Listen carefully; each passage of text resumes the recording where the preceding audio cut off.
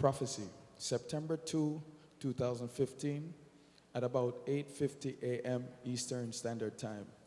While in prayer, in a quick flash, the following is heard. A tsunami warning is issued. Interpretation.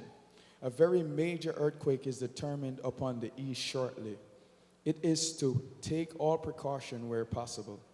In these end times of great peril, all should seek the Lord Jesus Christ, God Almighty, the only one who can credibly reveal things to come. John 13:19.